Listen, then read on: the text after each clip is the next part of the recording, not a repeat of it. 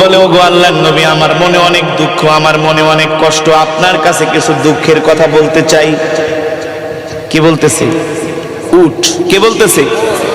উট বলতেছে, ওগো নবী, আমার মনে অনেক দুঃখ, আমার মনে অনেক কষ্ট, আমি একটু আমার মনের দুঃখগুলো আপনাকে বলতে চাই।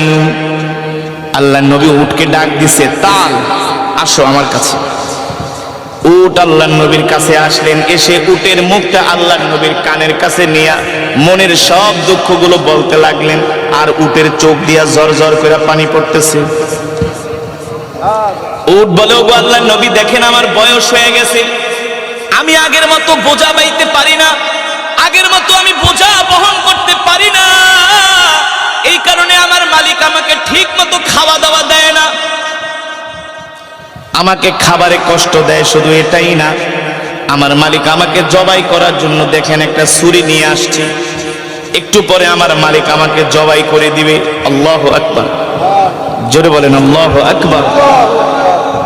আল্লাহর নবী উটের কথাগুলো শুনছেন, আর উট কান্না করে বলতেছে, ওগো নবীজি, দুনিয়ার কোন মানুষের কাছে মনের দুঃখ বইলা লাভ নাই, একমাত্র আপনি ছাড়া, আপনি তো রহমাতুল লিল আলামিন।